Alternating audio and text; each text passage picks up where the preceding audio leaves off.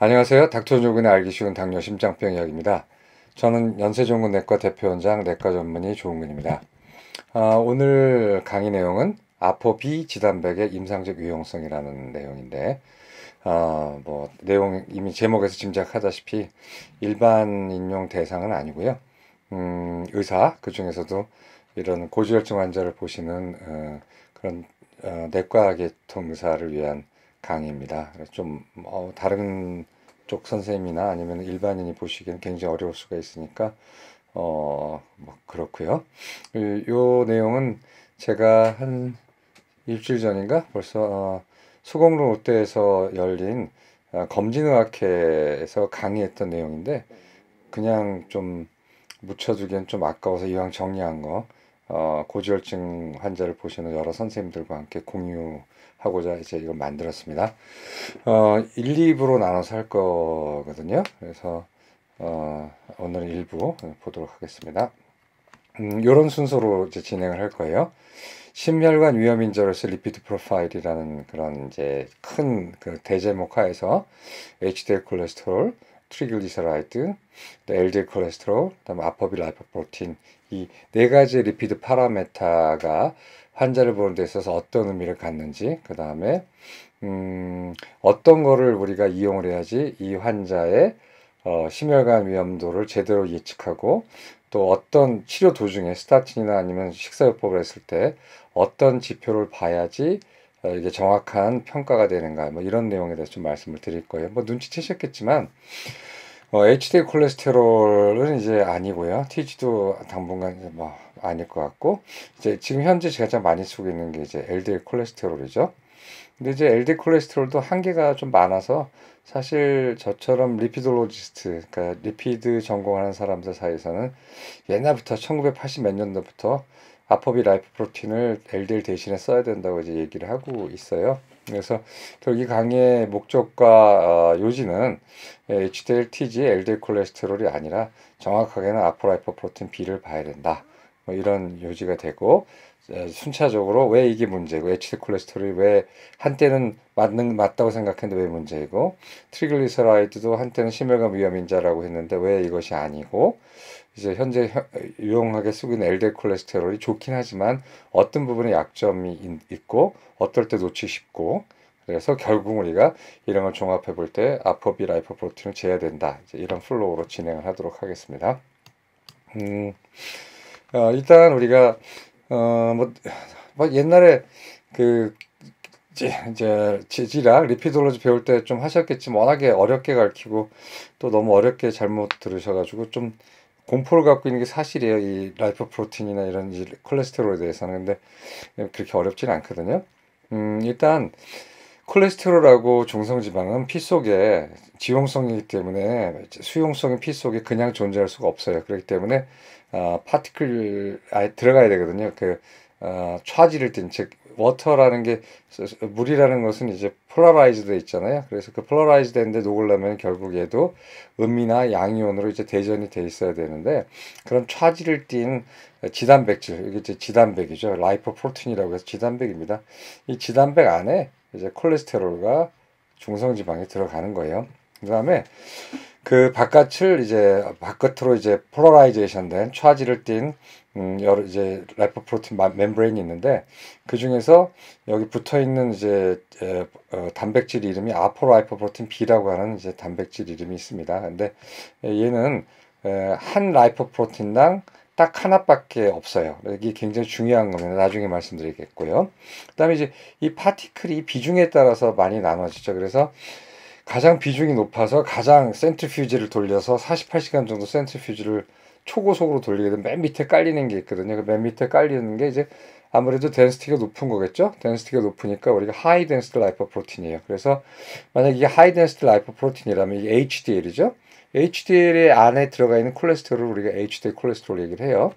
그 다음에 비중이 하이 덴시티보다 낮아서 그 위에 뜨는 게 뭐냐면은 이제 로우 덴시티 라이포프로틴이죠. 그리고 LDL이라고 그러죠. 그 LDL 파티클 안에 들어가 있는 콜레스테롤을 우리가 그냥 LDL 콜레스테롤 얘기를 해요. 그 다음에 뭐 VLDL이라는 것도 그 위에 뜨고 이제 그런 식으로 해서 토탈 콜레스테롤이라 하는 거는 뭐 이렇게 뭐 피 속에 막 맘대로 들어가는 게 아니라 이런 파티클이 갖고 있는 전체 콜레스테롤의 합산이죠. 그래서 이제 얘네들이 되게 중요합니다. 나중에 이제 아시게 될 거니까 그냥 넘어가시죠. 그냥 편하게. 그래서 이런 지단백이 있어야 된다. 우리가 콜레스테롤을 피 속으로 운송시키려면 TG도 마찬가지고요. 그 지단백 이름이 비중에 따라서 나눠지는데 HDL, 그 다음에 LDL, 그 다음에 VLDL 1, VLDL 2, 칼륨마이크론 뭐 이런 식으로 되고 걔네들이 갖고 있는 콜레스테롤, HDL 콜레스테롤, LDL이 갖고 있는 콜레스테롤, LDL 콜레스테롤 이제 이런 식으로 얘기가 된다는 거죠. 우리가 죽상동맥경화증 그 혈관에 콜레스테롤을 끼려면은 콜레스테롤만 있어서는 안 되고요. 지단백이 있어야 돼요. 지단백질이 콜레스테롤을 안에 이렇게 함유한 지단백질이 이 안으로 쏙 들어가야 되거든요. 이 혈관 내피세포 안으로 들어가서 여기 안에서 붙어가지고 여기서 이제 산화가 되고 염증을 일으켜서 그걸 마크로파지가 먹어서 이 마크로파지가 거품세포가 되고 거품세포는 궁극적으로 죽고 안에 있는 콜레스테롤 크리스탈이 만들어져 가지고 이렇게 멀쩡한 엔도셀륨을 융기화시키는 거. 이게 바로 이제 그 죽상경화 또는 죽상경화반 또는 죽상 플락이라고 얘기를 하죠. 플라그. 그래서 플락이 되려면은 첫째 라이포프로틴이 있어야 돼요. 그 다음에 안에 콜레스테롤이 있어야 되고 들어가서 뭐가 이루어지냐면은 산화가 이루어져야 됩니다. 옥시데이션. 그 다음에 산화만 이루어지는 게 아니라 그 산화된 변형된 이 라이포프로틴이 주변에 있는 염증 세포를 불러오게 해서 먹혀야 되는 거거든요. 그래서 염증이 있는 거죠. 그래서 동맥경화증의 3대 요인은 콜레스테롤, 그 다음에 두 번째 산화, 세 번째 염증, 그 다음에 그냥 되는 게 아니라 이런 라이포프로틴 파티클들이 이제 들어가서 돼야 된다는 거예요. 그러니까 라이포프로틴이 없다면 동맥경화증도 없습니다. 그러니까 그냥 자유롭게 존재하는 애들이 아니거든요. 콜레스테롤이. 그래서 이렇게 안으로 이렇게 들어가려면 이 틈을 뚫고 들어가려면요. 틈은 아니지만 실제로는 이 세포를 통과해서 트랜사이토시스로 들어가는데 약 80나노미터 미만의 파티클만 들어갈 수가 있어요. 그래서 장에서 생기는 중성지방이 많은 카일로마이크론, 그 다음에 간에서 생기는 VLDL 이렇게 중에서 약 80나노미터 이하만 들어가야 되기 때문에 중성지방이 너무나 많은 큰 카일로마이크론은 이제 들어가지가 않는 거죠. 하여튼 그래서 이것도 나중에 다시 얘기할 거니까 편하게 들으시면 됩니다. 자, 그래서 이런 지단백 침투가 있어야 된다. 그러면 아포비 지단백질과 동맥경화증에 대해서 한번 보도록 하는데 여기 이제 덴시티고 밑에 그 파티클의 다이아메터예요. 뭐 어렵지 않고요. 이게 이제 카일로마이크론 장에서 밥 먹으면 장에서 중성지방을 수송하느라고 나오는 인테스틴 드라이브드 라이포프로틴인데 이게 아포비 48라는 건데 얘는 굉장히 커요. 100나노미터 이상이거든요. 그래서 얘는 사실은 저기 엔도셀륨으로 들어갈 수가 없죠. 그래서 한 80나노 미만 이하, 즉 간에서 나오는 VLDL1, VLDL2, IDL, LDL 뭐 그런 거고 그 다음에 장에서 나오는 것 중에서 카일로마이크론이 좀 깎여가지고 랩넌트 찌꺼기가 된 이제 카일로마이크론 랩넌트가 있는데 얘네들이 이제 동맥경화를 일으킬 수가 있어요. 그래서 그럼 우리가 동맥경화를 일으키는 애들은 하나, 둘, 셋, 넷, 다섯, 여섯 개들인데 우리가 지금 재고 있는 거는 뭡니까? LDL 콜레스테롤만 재고 있잖아요. 계산식으로 이 LDL 콜레스테롤이라는 거는 IDL까지 포함해요. 계산식에서는. 그러니까 이만한 동맥경화를 일으키는 애들 중에 얘만 재고 있는 거예요. 그래서 얘가 낮다, 얘가 낮으면 좋다 그러지만 얘가 낮아도 얘가 높을 수가 있거든요. 그러면 동맥경화가 일어나는 거죠. 이거 이제 LDL 콜레스테롤이라는 거고요.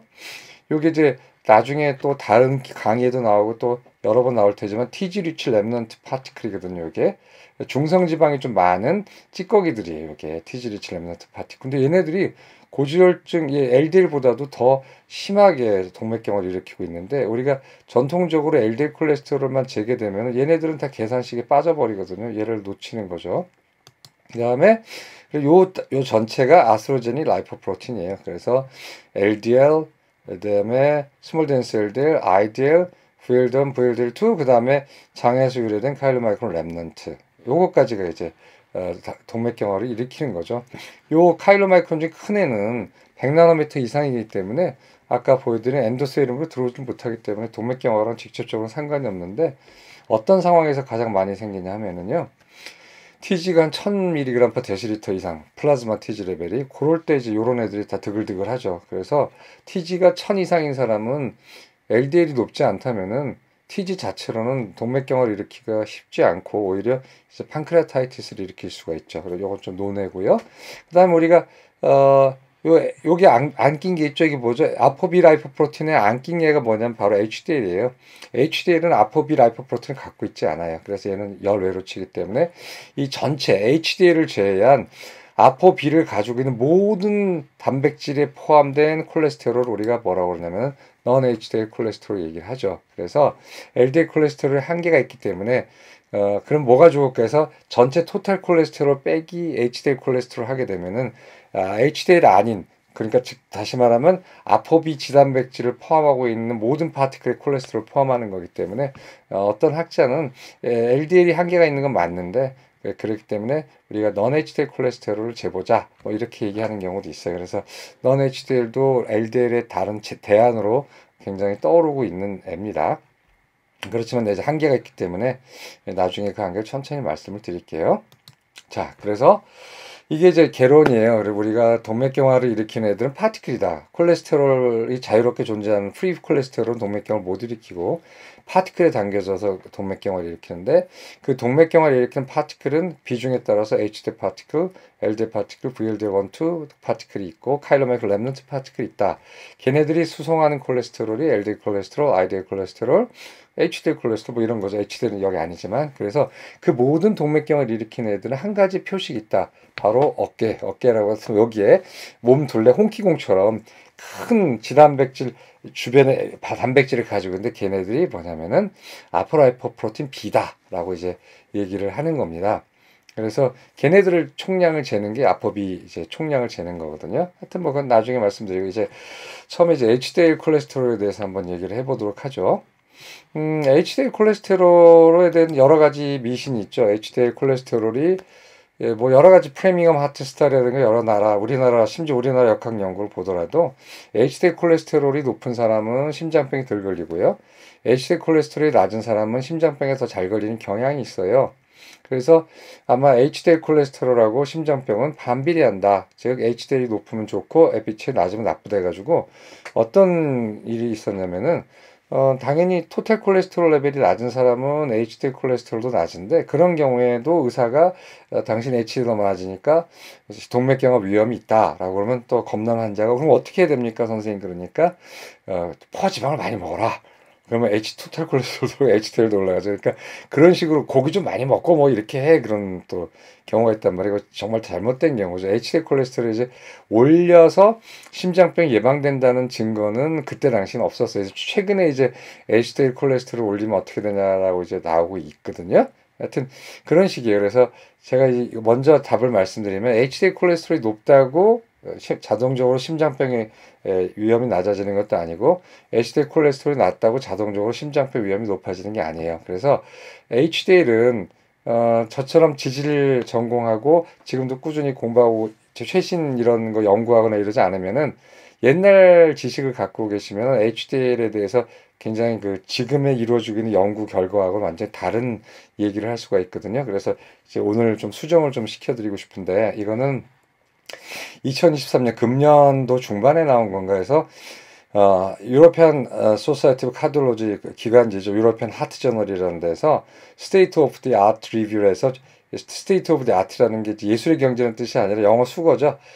가장 최신의라는 뜻이죠. 그래서 최신 지견이라는 이제 그 제목으로 나오는 게 있거든요. 디슬리피데미아에 대해서 이상지혈증에 대해서 이제 얘기를 하면서 이분들이 리뷰를 했어요. 그래서 High Density Lipoprotein Revisited, 이 Biological Functions and Clinical Relevance에서 High Density Lipoprotein이 이제 다시 등장했는데 그거의 생물학적 기능과 그것이 임상적인 의미가 무엇인가에 대해서 쫙 정리를 하는 그런 이제 논문을 썼습니다. 이제 노데스카르도 이 사람도 유명한 사람. 하여튼 나름대로 여기서 굉장히 유명한 사람들이에요. 그래서 이 사람들이 이제 이 논문의 요지는요. HDL은 심장병의 방어인자인가?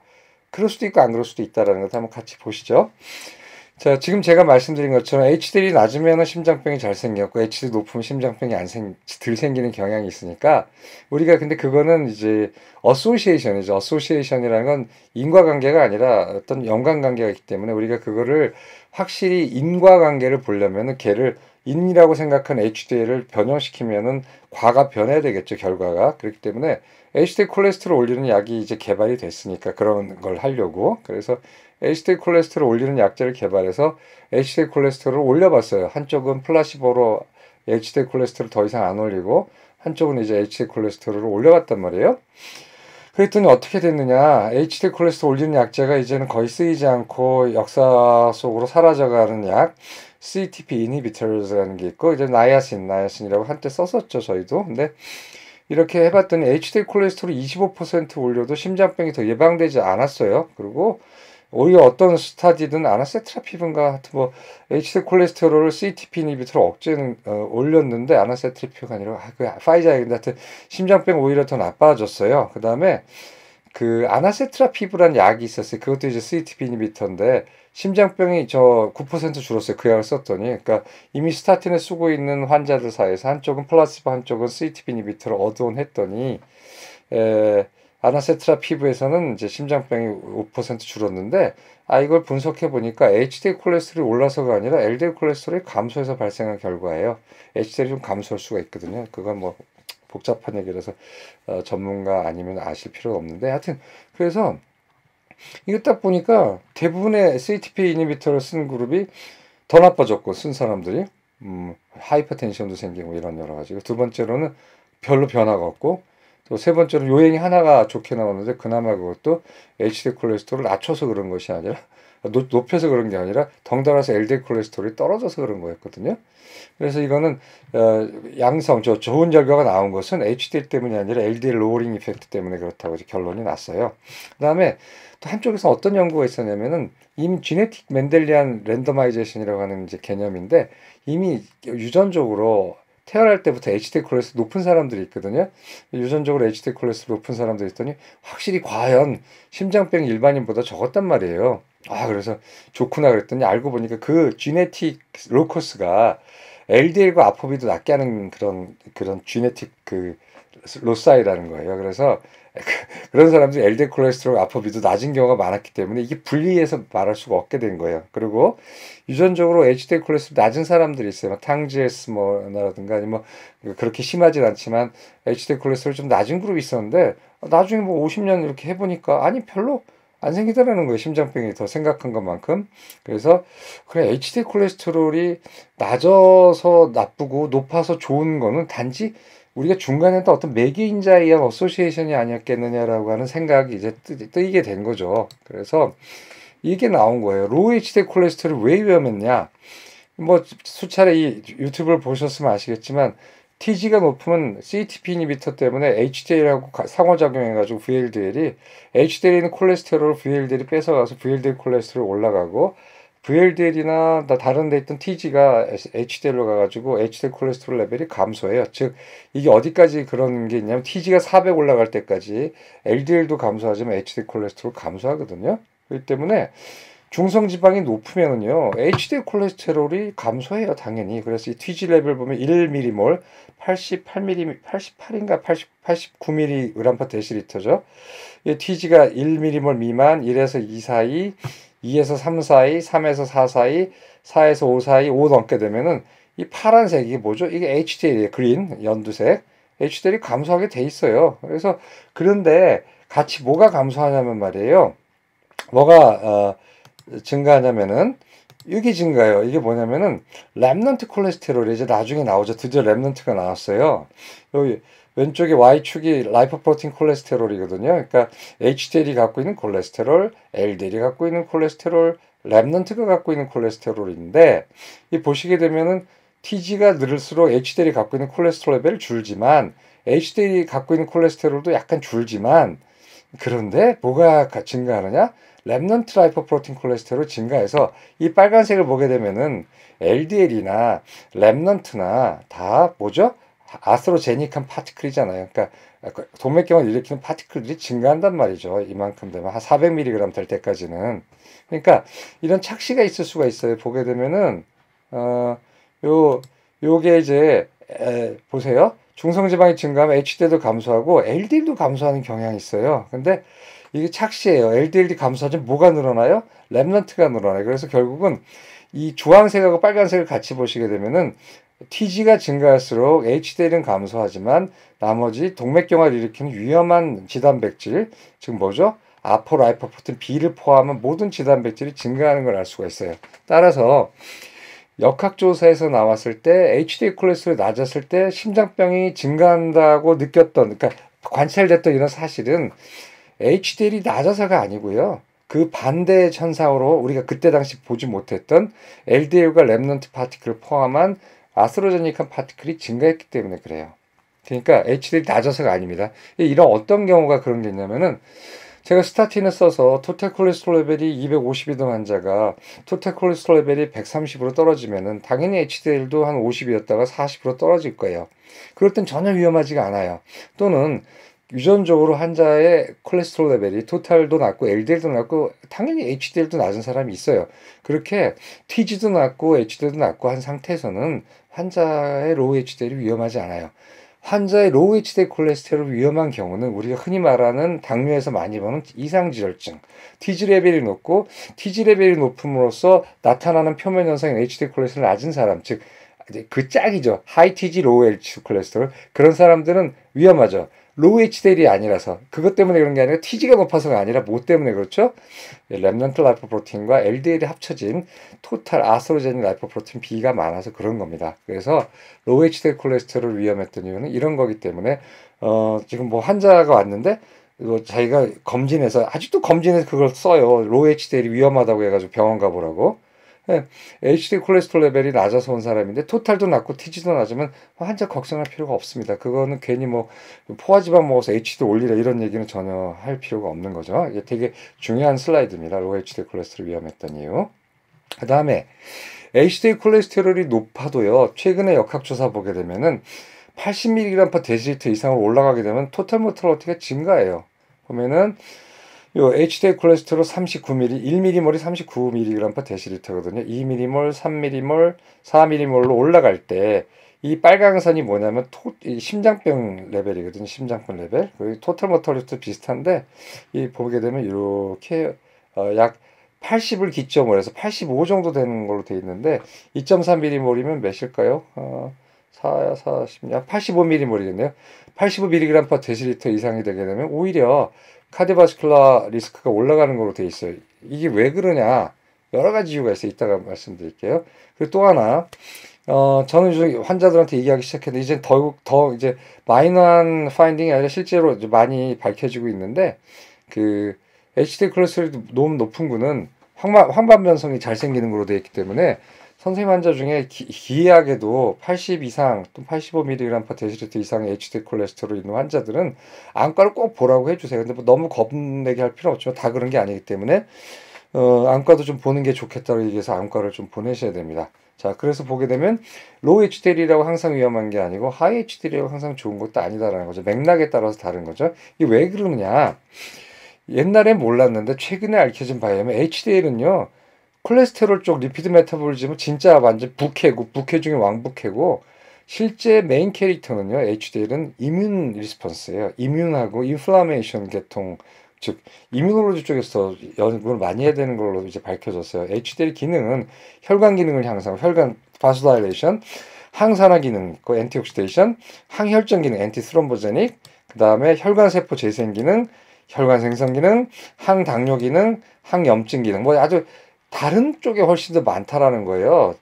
그리고 그 중에 하나가 콜레스테롤 역수성 기능이 있는 거예요. 그렇기 때문에 HDL 기능이 좋으면 당연히 엔티아스트로제닉 하겠죠. HDL 기능이 좋으면 뭐 꼭 그게 콜레스테롤 역수성이 아니라 콜레스테롤 역수성은 다른 것도 다 해요. 아직 밝혀진 거라면은.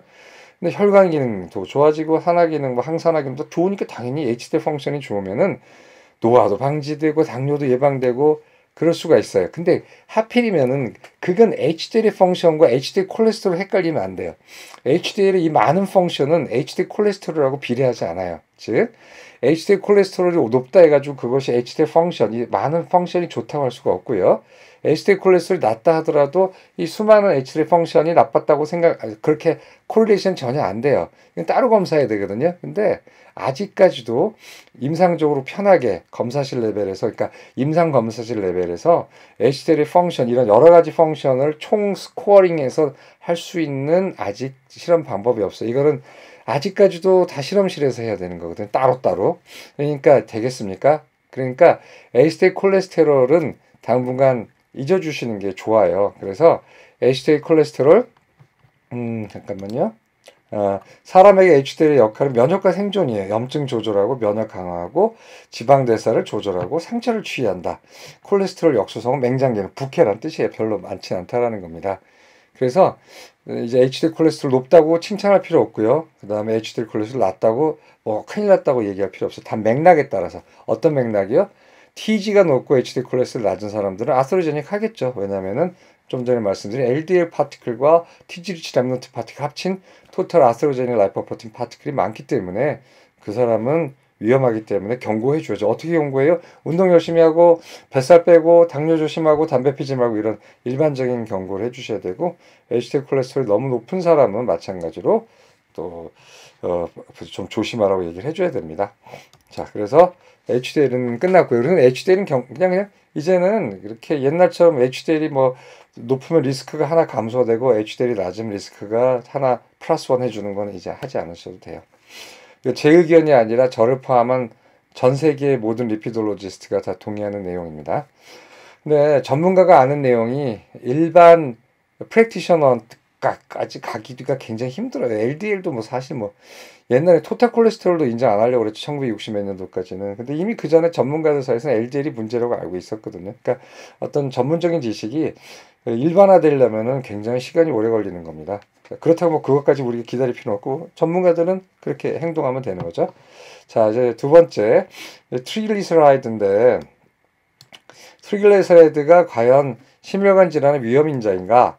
이것도 역시 관찰적인 연구에서는 다 위험인자처럼 나왔어요. 플라즈마 TG 레벨이 88mg/dL, 플라즈마 TG 레벨이 176에서 264, 플라즈마 TG 레벨이 440mg으로 3분액을 했을 때 마이오카르달 인팍션 노란색, 이스케믹 스트로크 빨간색, 그다음 에오틱 스테노시스까지 해서 모두가 이렇게 도즈 디펜던트하게 증가하는 걸 알 수가 있었거든요. 도즈 리스판스가. 그래서 뭐 기겠다 뭐 이제 이런 생각을 했었고, 그다음에 파이브레이트 트라이얼이 많이 됐었죠. 한동안 파이브레이트 트라이얼에서 어코즈 트라이얼, 이게 가장 최근 아니죠. 2010년, 2000년에 필드, 2000년에 빕, 그다음에 87년에 HHS 헬싱키 하트 스터디죠.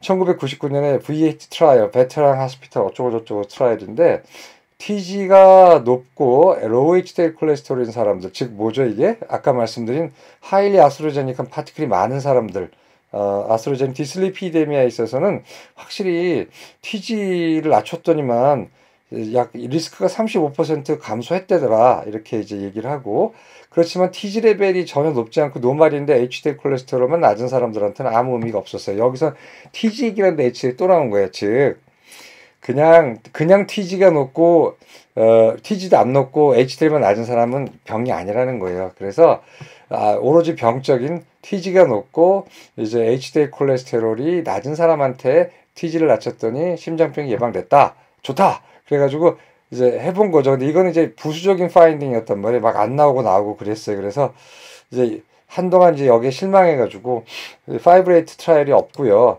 어떤 게 있었냐면 오메가3가 대약진을 했죠. 그래서 약으로 쓴 오메가3 EPA 레벨이 엄청나게 높은, 뭐 지금 뭐 이렇게 건강식품 파는 거는 저도 감히 명함도 못 내밀게 높은 뭐 하루에 4g 뭐 이렇게 되는 거를 이제 연구를 했어요. 그래서 일본에서 옛날 오픈 라벨런 젤리스 연구가 있고, 최근에 어센드, 바이탈, 리듀스, 스트렝스 연구가 있어요. 5개가 있었는데, 이 중에서 젤리스는 오픈 라벨이라서 이게 오메가3가 심장병 예방 효과가 있었다지만 오픈 라벨 테스트이기 때문에 별로 이제 인정을 안 하는 분위기고, 어센드부터 여기까지 더블 블라인드로 한 건데 리듀스인만 성공을 했어요. 그래서 보게 되면은 이제 여기서 분석한 결과 뭐냐면 흔히 먹는 용량으로는 큰 기대가 없어요. 왜냐면 뭐 2g 지금 뭐 그 오메가3 약용 저 건강식품을 파는 건 EPA가 합쳐봤자 1.5도 안 될 텐데 매일 4g의 오메가3를 먹어야지 중성지방이 떨어지고 또 그 결과인지 아닌지 몰라도 심혈관 질환의 예방 효과가 있을 수가 있다라는 것이 이 리듀스 잇에서 나온 건데 리듀스 잇을 성공해서 좋다 그랬는데 보니까요 플라시보 쪽에서 심장병이 훨씬 증가했어요. 그래서 아, 오메가3 먹은 쪽이 안 증가한 것처럼 보이거든요. 근데 플라시보는 왜 증가했냐? LDL 콜레스테롤 아프라이포프로틴 B가 레벨이 플라시보 먹기 전부터 더 증가했어요. 왜 그런가 했더니 미네랄 오일을 먹었네요. 미네랄 오일이 어떤 이유든지 해가지고 그 플라시보군의 콜레스테롤 레벨과 LDL 콜레스테롤과 아포비를 올린 거예요. 그래서 여기에 대한 이슈가 굉장히 많았어요. 그래서 야 이게 뭐 플라시보를 더 나쁘게 해서 약승 그룹이 더 좋게 나온 거지 이게 진짜 오메가 3가 좋은 건 아니다 해가지고 그거를 불식시키고 진짜인가 아닌가 보기 위해서 아스트라제네카에서 스트렝스 연구를 작년인가 재작년에 시작했다가 6개월인가 만에 그냥 조기 종료로 선언했어요. 왜냐하면 6개월이 지나도 전혀 플라시보 그룹과 오메가3 이때는 이제 플라시보를 미네랄 오일 안 쓰고 다른 좋은 오일을 썼는데 전혀 차이가 없었다는 거예요. 그래서 스트렝스 연구는 접었어요. 결국 뭡니까? 그 스트렝스 이 리듀스잇의 연구를 보완해서 제대로 보기 위해서 한 연구가 이제 연구가 실패했어요. 그래서 저는 오메가3를 환자의 심장병 예방을 위해서 쓰지는 않은데 TG 레벨이 어떻게 높은 사람 있잖아요. 막 1500 되는 사람들 식사만 하라 그러면 뭔가 모티베이션이 안 되잖아요. 식사만 조심하라 그러면. 그래서 그런 사람들 동기부여도 해주고 뭔가 좀 해주기 위해서 오메가3를 쓰지만 심장병 예방을 위해서는 오메가3가 별로 효과 있다고 생각은 안 해요. 그 다음에 가장 최근의 연구가 아마 작년에 나온 연구죠. 작년 11월 딱 1년 전이네요. 굉장히 큰 연구였고 굉장히 기대를 많이 했었는데 또 그만큼 실망도 크고 저같이 실패할 거다라고 생각한 사람들한테 아 역시 내가 맞았구나 할 수 있는 자존심을 좀 자부심을 뿜뿜시키는 그런 연구였죠. 프로미넌트 스타디라고 해서 뉴 잉글랜드 저널 오브 메디슨에 나왔는데 트리글리세라이드 로어링 위드 페마파이브레이트라는 약이 있어요. 이게 가장 최근에 나온 파이브레이트 계통인가 봐요. 페마파이브레이트 to reduce cardiovascular risk에서 지금까지 나온 수많은 반론들 아프라이포프로틴 B였다, TG는 아니다, 뭐 이런 수많은 반론들을 다 모아서 거기에 대해서 대답을 할 수 있게끔 이제 고안된 스터디예요. 근데 여기 잘 보시면 아까 제가 HDL 리비지트드에 보여드렸던 저자도 있죠. 노데스카르드 노르웨이 사람인 것 같아요. 뭐 그 다음에 페인터도 있었고 하여튼 뭐 그런 사람들이 있었어요. 그래서 다 겹쳐요. 보면은 후르시안 아직도 활동하고 있고 이분은 80이 70이 넘었을 텐데 있고 캠펠 하여튼 다 제가 이제 대학에 있었을 때 리피돌로지 했을 때 학회 가면 맨날 만났던 분들이에요. 얼굴들이 다 지금 다 떠오르는데 참 세월이 빨리 갑니다. 자 그래서 보게 되면은 페마파이브레이트하고 플라시보 썼다는 거예요. 그냥 스타틴을 쓴 바탕화에서 이제 TG가 높은 사람 출연해서 당신은 페마파이브레이트 드시오. 그 다음에 당신은 플라시보입니다 했는데 어떻게 됐어요? 4년이 지났는데 차이가 안 났어요. 마이오카르디얼 인파크, 이스케믹 스트로크, 코로너리 리바스쿨라이제이션, 카디오바스쿨라 코즈 아무 차이가 안 났어요. 이게 실패했죠. 왜? 죽상동맥 TG는 많이 떨어뜨렸어요. 그러나 죽상동맥경화를 일으키는 실질적 인자를 제거를 못했어요. 그게 뭐죠? 아포라이포프로틴 B 본문에 나와야지 도표에 아포라이포프로틴 B가 전혀 양분 간의 차이가 없어요.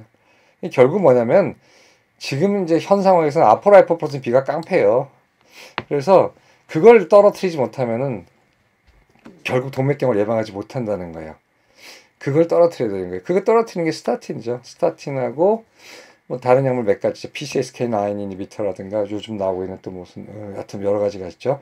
그래서 결론은 뭐냐면 이 연구의 결론은 이미 스타틴을 쓰고 있는 환자한테서 중성지방이 높을 때 심혈관 질환을 낮추기 위해서 파이브레이트를 처방할 근거가 없다는 거예요. 이것 때문에. 그 다음에 하여튼 중성지방을 낮추든 뭐 하든 왜냐면 중성지방을 낮추면은 LDL 리셉터에 더 잘 붙게 되거든요. LDL이. 그러니까 이론적 근거는 충분해요. 그래서 중성지방을 낮추면서 아포비 제거를 하면 좋은데 중성지방을 낮추면서 그렇지만 그 결과적으로 아포비 라이포프로틴을 더 많이 제거하지 못한다면 심혈관 질환 예방에 도움이 되지 않는다라는 게 이 연구의 결론이에요. 그래서 참 안타깝죠. 파이브레이트가 여러 번 시도를 했었거든요. 시도를 했는데도 이 파이브레이트 단독으로 내진 스타틴하고 묻어가서 심혈관 질환 의미 있게 감소시켰다라는 어떤 결정적이고 우리의 지금 클리니컬 어떤 프랙티스를 바꾸게 할 만한 디사이시브한 연구가 없다라는 거예요. 그렇죠. 그렇죠. 근데 최근에 나온 되게 재밌는 논문이 나왔는데 케톤 바디에 대해서 나와서 이 연구를 다 해봤더니 코펜하겐 스타디를 보고 그래서 이 다 얼려두잖아요. 외국 가면은 그 이제 큰 그런 코호트 스타디라든가 클리니컬 트라이얼은 정말 많은 피를 다 분류해가지고 분주해서 마이너스 80도에다가 다 저장해 놓거든요. 그래서 나중에 어떤 어세이가 새로 나오거나 우리가 모르는 어떤 물질이 나오면은 그 3, 40년 전에 있는 샘플들을 다 추출해가지고 그걸 다 해동시켜서 그걸 검사한단 말이에요. 그래서 알고 보니까 이거였네라고 하는 이제 데이터들이 꽤 나오는데 TG가 아니라 TG는 트리에실 글리세롤이에요. 글리세롤 하나에 에실기 패티에시드 3개가 붙은 걸 TG라고 그러거든요. 근데 이제 그게 떨어져 나갈 때 다이에실하고 하나의 그냥 저기 하나의 패티에시드가 프리 패티에시드가 나오고 다이에실이 나오는데 그리고 프리 패티에시드는 아마 이제 케톤 바디가 될 수 있죠. 근데 알고 보니까 글리세롤하고 그 다음에 패티에시드의 마지막 최종 상분이 케톤 바디 중에 가장 유명한 베타 하이스트로시 뷰트레이트가 문제였구나라는 걸 알게 돼서 지금 최근에 이거 한 달 전 논문인데 유로피언 핫저널입니다. 이것도 보면은 여기서 분류해 보니까 코펜하겐 스타디 분류해 보니까 플라즈마 글리세롤이 높을수록 해저드 레이쇼가 높았어요. 올 코즈 모탈리티가 베타 하이드록시 뷰틸레이트도 올 코즈 모탈리티가 높았다는 거예요. 그러니까 TG가 아니라 TG는 중간 과정이었고 그 TG가 분해되면서 생기는 글리세롤과 그 글리세롤하고 더하기 패티에시드의 분해 산물인 케톤 바디가 이게 심장병을 일으키는 게 아니겠느냐. 그래서 여기에 대해서 연구를 많이 하고 있어요. 그리고 최근에는 메사 스타디라는 거 보게 되면은 나중에 한번 말씀드릴 내용이 있겠지만 케톤 바디가 높을수록 심장병이 더 많이 생겨요. 하펠류가. 그래서 이게 지금 문제인 게 저탄고지 같은 거 하잖아요. 저탄고지 하면서 케톤 바디 일부러 유발해가지고 뭐 좋다 그러지만 저탄고지는 사실은 이제 에필lep시 중에서 드럭에 대해서 전혀 리트릭트 아니 하여튼 전혀 듣지 않는 그런 그 에필lep시의 경우에 정말 탄수화물 하나도 안 넣고 리피드 먹어서 케톤 바디로 해가지고 그런 걸 치료하는 방법이 그건 어쩔 수 없는 건데 그게 어떻게 잘못 알려져가지고 이상한 의사하고 이상한 그 사람들 때문에 그거를 일반인들이 막 당뇨를 예방하겠죠. 당뇨가 오히려 오는데 나중에는 그런 걸로 해서 케톤 바디 식사를 한단 말이에요. 저한테도 많이 왔어요. 그러니까 저탄고지 한 다음에 콜레스테롤 300, 400 돼가지고 정말 깜짝 놀라가지고 이제 또 그 일반 병원 갔더니만 당연히 선생님들이 약 먹어야 된다고 그러니까 너무 억울하다고 이제 찾아온 경우가 있는데 보면 이제 되게 식사만 고쳐주면 바뀌어지는데 케톤이 뭐 3 플러스가 나와요. 유린에서. 근데 그런 사람들은 나중에 오래되면 이렇게 하페일러라든가 올코즈 모탈리티가 증가할 수가 있다라는 거예요. 그래서 이건 나중에 말씀드리겠지만 TG는 방향을 잘못 잡은 거고 TG가 아니라 아마 TG의 부산물인 글리세롤과 베타 하이드록시 뷰틸레이트가 나오지 않았나 이제 이런 생각을 한다는 거죠. 그래서 오늘 이제 두 가지 이제 말씀드렸습니다. 그래서 아포비 라이포프로틴을 좀 더 임상에서 좀 잘 측정해야 된다라는 취지로 말씀드리면서 HDL 콜레스테롤의 과거와 현재는 어떤 평가를 받고 있는가 하고 TG도 어떤 평가를 받고 있는가에 대해서 말씀을 드렸어요. 그래서 다음엔 안 넘어가네. 다음엔 이제 LDL 콜레스테롤은 다음 시간에 말씀드리도록 하겠습니다. 오늘 여기까지 하고요. 모처럼 제가 좀 천천히 얘기합니다. 어차피 우리 관심 있는 선생님들에만 강의를 하기 때문에 오히려 좀 천천히 느긋하게 말씀드리는 게 좋을 것 같아서 그렇게 했는데 이 내용이 유익했다면 다음 또 내용도 꼭 봐주시고 이거 꼭 우리 환자를 보는데 위험한 환자 또 안 된 환자를 보는 데 있어서 활용하시면 아마 굉장히 좋은 일을 하시는 것 같습니다. 감사합니다.